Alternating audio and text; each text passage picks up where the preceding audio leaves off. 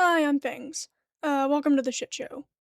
Today I have an interesting DIY video. Recently, as I've gotten more into EGL fashion, I find myself wanting a versatile pair of shoes that would work with it. A lot of shoes are pleather, and I'll be honest, I fucking hate pleather. It's shitty, and it peels, and it's cheap. It's just garbage. I'm sorry, vegans, but I fucking hate pleather. I vastly prefer real leather where I can get it. Unfortunately, I was also too broke to afford new shoes, and I'm also really picky, so I came up empty there too. So what I ended up doing was I found this super beat up pair of like Mary Janes that you see on screen for like 24 bucks on eBay, and I decided to fix them up. They're kind of in rough shape with worn paint. They got these gross rusty buckles, and they got a few other things that need to be touched up. Most people would not go for these, but I'm insane and I have a vision.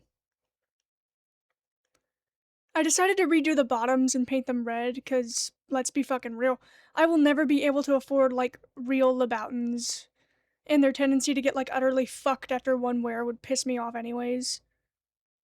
At least this way, I have control over the finish, so if it gets fucked up, that's totally on me.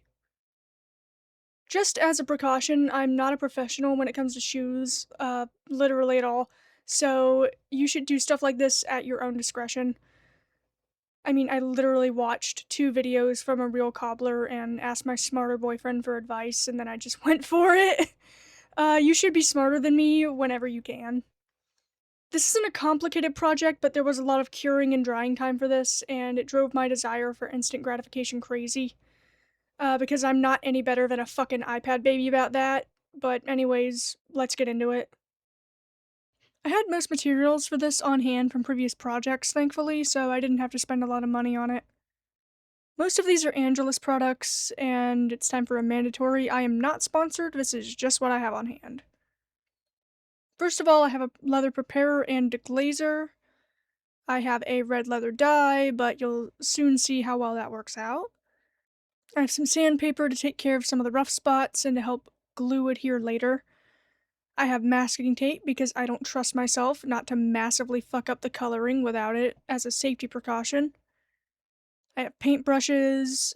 I have a finisher that's good for sealing in the work, and I personally like the satin finish best. And because the bottoms of the shoes are very flat with zero grip, I bought some of those grip pads for this project because I'm not a fan of ruining my aura and busting my ass on smooth surfaces while I'm walking. And I have some new heart-shaped buckles that you'll get to see more of once I attach them later. Now that I'm done with my materials list, I started off by masking off the edges of the shoes. I'm clumsy and have shitty motor skills for painting, so this is for the best. After that was done, I cleaned up the bottoms with the glazer to make it a little bit cleaner. I also ended up doing way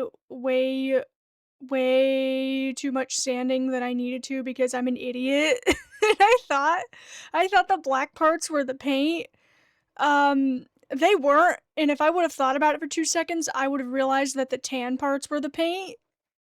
Uh, when I say I'm stupid, I'm not exaggerating. But anyways, it was due to this revelation that I saw that the dye I had wasn't gonna do jack shit, so I ended up grabbing a paint instead. The paint that I got was the Walk On Red. I then immediately proceeded to spill it, like a dumbass, and then I didn't clean it up and instead decided to use that spot to paint the shoes because I didn't want to waste my, like, fucking $10 paint or however much it was. I ended up painting like 4 thin layers, and then I waited a day for the paint to cure before I moved on. I opted not to paint like the walking part of the sole since that seemed like a waste since I was just gonna cover it with those grippies anyways. After the paint cured, I added 4 coats of finisher and gave it another day to cure. Again. And then finally it was time to add the grippies to the bottom. I don't have any shoe glue, so I just used what I had, which was max strength Gorilla Glue. I might regret that eventually, I might not. They say it's waterproof, and, I didn't care enough to look deeply into it, so I'll take their word for it that it'll probably be fine for the rare, like, rainwater encounter once it fully dries. I used an old, shitty paintbrush to spread it around and then let it get a little tacky before sticking on the grips and making sure they were absolutely on that shit by smoothing them out as best as I could. I again left that to cure for another day after really adhering them to the bottom.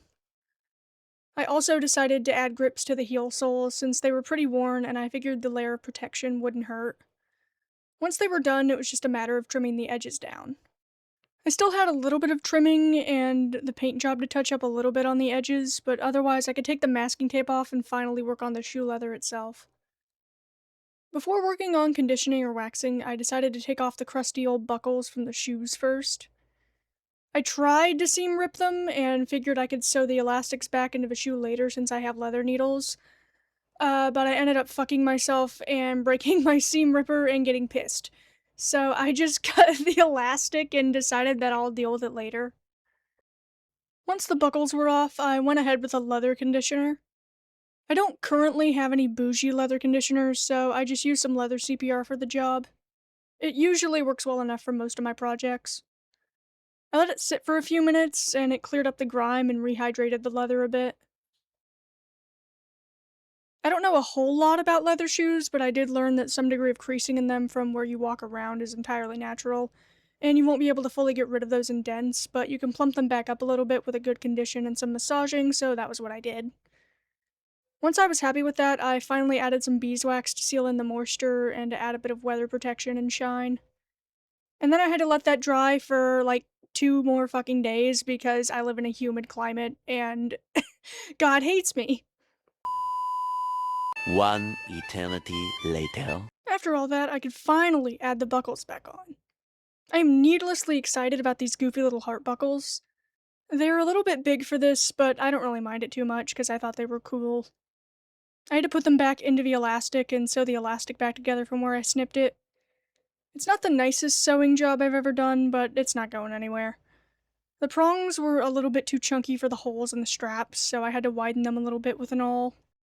Finally, after all that work, I was done, and I could flex my creation across my social platforms and mog everybody in my DIY spaces for a second.